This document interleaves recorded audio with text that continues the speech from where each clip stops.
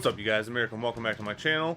No, you grow up. So I'm in the process of resetting my entire collection. Before I do that, I have to get all my figures open that are going on my shelf. As you can see, my backdrop behind me is different than usual, and that's because my normal backdrop is an absolute disaster right now. So the area behind me is all set now. It's all my Super 7 and Playmates figures. This area used to be all my X-Men and Power Rangers. I moved them up to the front corner. Basically, I took a lot of things out of my collection to make more room for TMNT. So now that I have my Playmates and Super 7 figures over here, what used to be my entire TMNT display is pretty much just going to be 90 to 95% NECA figures now. And that's everything that I have for this opening. So this opening is pretty much all the figures that I've gotten from Q2 this year, and it just so happens that it's all NECA. I have gotten a ton of Playmates stuff, but I keep all that stuff on card because I pretty much just use that as like wall decorations and background decorations, as you can see behind me. So this was one of my favorite openings that I've ever done. I'm not going to cover accessories and stuff like that. I'm basically just going to cover the figures, and it's not like a full-on review of every figure. I'm just going to touch on each figure and kind of give you my 2 cents on it. I'm not going to lie, I think I really suck at regular review videos, and there's people out there that are really good at them, so go check out those videos. But if you just want to hear what I think about a ton of NECA figures, you're going to see that right now. So let's take a look at that stuff.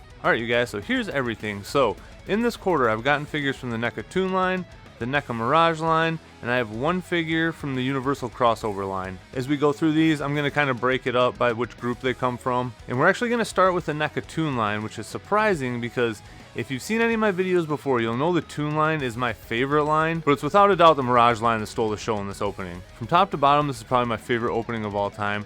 There's definitely a couple characters in here that I don't really care about, but again, with the Toon line, I'm just excited that we're getting this ultra deep line, and I will take these deep cuts even though we're getting into characters that I don't even really remember now. So we'll take a look at the Toon line, we'll take a look at the Universal Monsters Donatello, and then we'll finish with the Mirage line. Also, I said I wasn't going to do accessories, and there's technically a couple things in here that could be considered accessories, like the Mouser and the Utrom, but they're good enough to go on my display, and if they're good enough to go on my display, I'm going to count them. It's pretty much anything that's going to sit in a drawer for the rest of its life that I'm not really going to go over. So we'll clear all this out of the way, and we'll start taking a look at these figures. Alright, you guys, so here are the Toon figures, and we are finally at the point where we are getting into the deepest of the deep cuts, to the point where I don't even remember the episodes for a lot of these figures. So clearly I know who April is, and I know who Bugman is. I remember seeing the beginning of this episode a ton of times, but I never even remember watching it through enough to get to the part where Electro Zapper comes in. So I had 3 out of 4 of that VHS series. I did not have Michelangelo Meets Bugman, but I did have the other 3, so it's not one of my childhood favorites.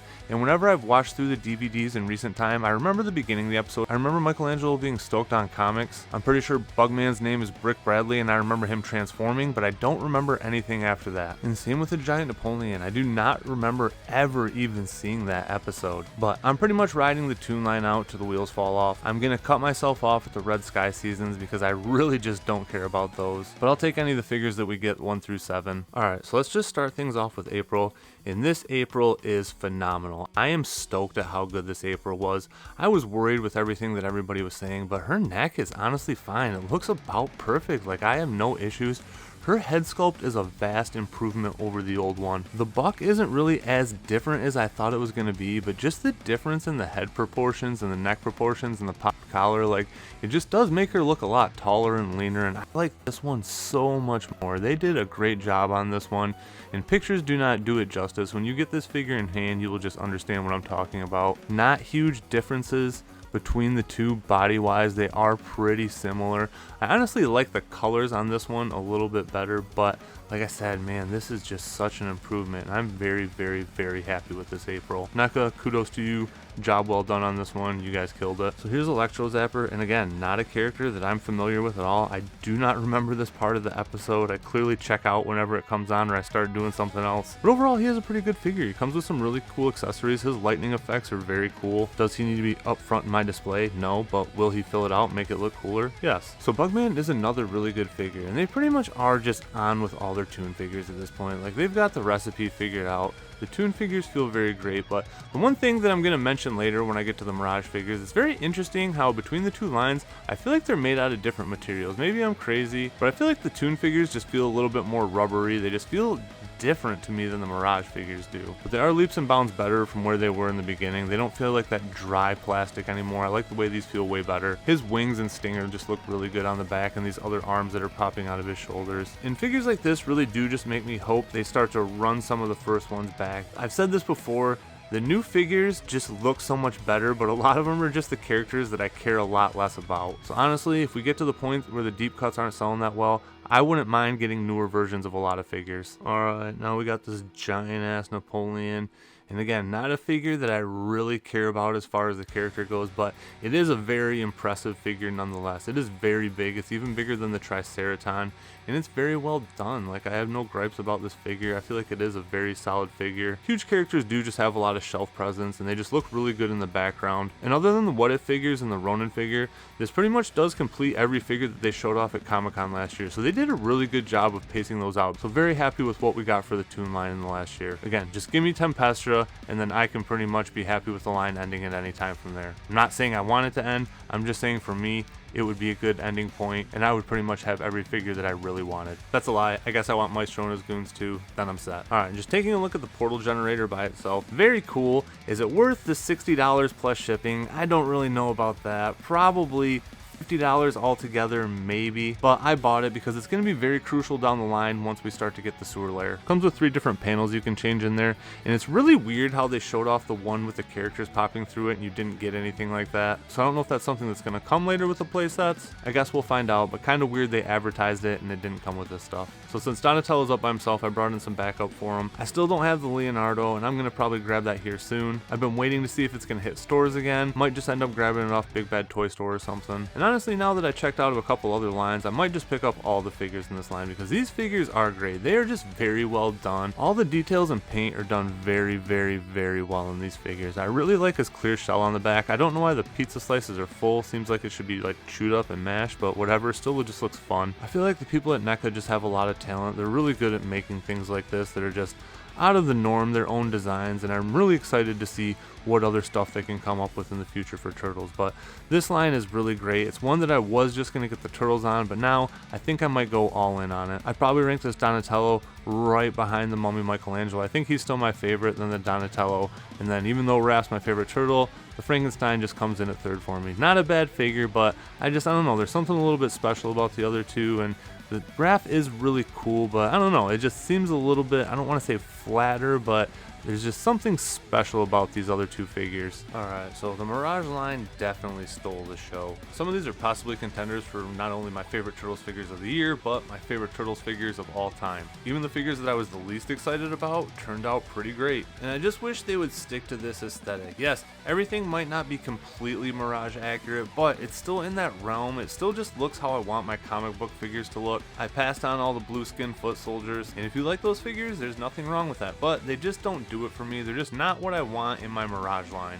So let's take a look at the two figures that I was honestly the least excited about. It was cool that we were going to get the two figures that we needed to go with our Claw Shredder, but I really just didn't really care for that Claw Shredder that much. But now that I have the other two Shredders to go with it, I actually do like him a lot more. These figures do have a little bit of a difference that I'll show you later, but for figures that were produced way later, they still look pretty damn good. I'm actually surprised at how much I like the little one. So he doesn't have elbow articulation, he doesn't have knee articulation, but he does have pretty good shoulder articulation, pretty good hip articulation, and he even has pretty good ankle mobility, so you can get him in pretty good poses. And I expected him to be a little bit just more statue-like, but I'm actually pretty impressed with this little guy. Goro Shredder is definitely a lot cooler than I thought he was going to be. He's pretty big, he's pretty imposing, and I do like this forearm aesthetic. And it's funny that this came out so much earlier than Mortal Kombat, but when I see a forearm character, Goro is what I think, but honestly, he might be one of the first ones in this style. I'm sure there was forearm characters and other things, but this is definitely a very early one for things that I care about. And like I said earlier, it's just very interesting that these figures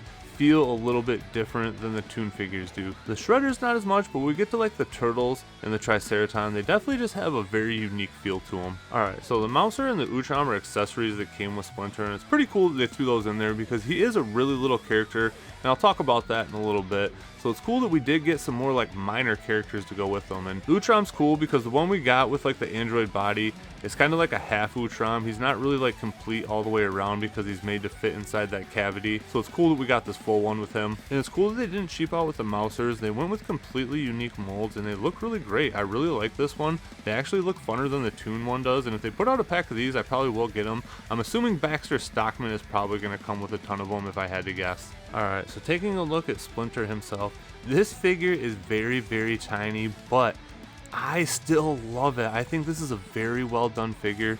I feel like the deco on the Mirage line is some of the best that NECA does.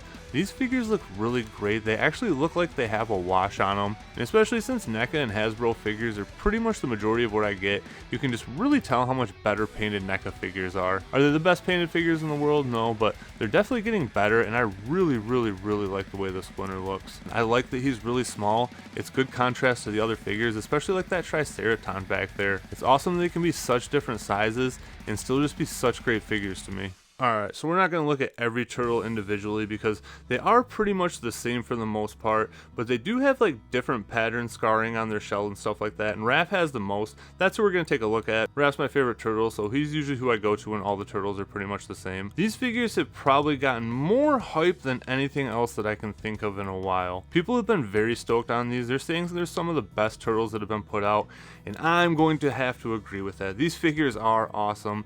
They definitely lived up to the hype. They're great figures. They're just big and thick and well done, and I'm a really big fan of these later turtles. I've said it before, I'd really like to get the original like first few issue Eastman and Laird style turtles, but I'm just happy I finally have a set of turtles for the Mirage line. Now I feel like I have a Mirage line. Before I felt like I just had a bunch of random figures.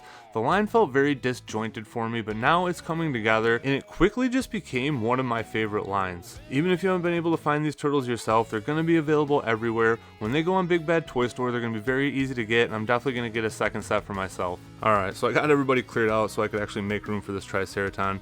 So this guy is definitely up for figure of the year for me. I knew this guy was going to be great. I saw him during Haulathon. I didn't get him because I was just focusing on the Toon figures at the time because I knew they were going to come and go, and I knew I was going to be able to get my hands on this guy whenever I wanted to. I actually found him and the Shredders at Books A Million, which is really cool because they go for retail price there, and then I get 10% off with your Millionaires Club thing. So I actually got him for a discount, which is awesome. I've been really excited to get this guy. The hype has been very high for me on him as well, and he definitely lived up to it. This guy is just beautifully painted. He's big, he's thick, he's just so big and imposing and just looks so badass. I could be wrong, I haven't looked at the books in a while, but I'm assuming this is the Return to New York version as well. He's all battered and beat up, so I'm assuming this is the one that they found on Earth. I'm pretty sure that was Zog, but I could be wrong. You guys tell me in the comments, because I'm wrong about stuff all the time. But I'm very happy to finally get this guy in my collection. He's kind of like, outside the turtles, I would say the centerpiece of the Mirage line right now. So here are the three Shredders together, and they just look great now. Like I said, there is a slight difference, so the brim on his helmet isn't painted like these two are, so it definitely stands out to me a little bit, but that's really my only nitpick with these. And it is bullshit that this guy was an exclusive. It's a bummer if you can't get him now, but I think he actually was one of the cheaper ones before, but I don't know what's happened since these guys have been released. Alright, so that pretty much wraps it up for this one. So like I said, one of my favorite openings of all time. Pretty much every single figure I was happy with, even if it was a character that I just didn't really care that much about. They're still just all great figures. I think NECA is the top of the heap as far as turtles are concerned right now. I think they're just head and shoulders above everybody else. And I know I've been sucking their dicks a lot lately, but they've been doing really good work, and I feel like when a company does a good job, they should be praised. If we're gonna tear up companies when they're doing a shitty job on things, we need to praise companies that are doing a good job as well. So now that I have this stuff open, we'll have my collection tour here next. Hopefully in about a week or so I can get that video out to you guys. So thank you to all my subscribers. Thank you guys for sticking around, liking my videos, commenting on my videos. You guys are awesome. That's all I got for you in this one. So take it easy, be safe, and I'll catch you guys later. Peace.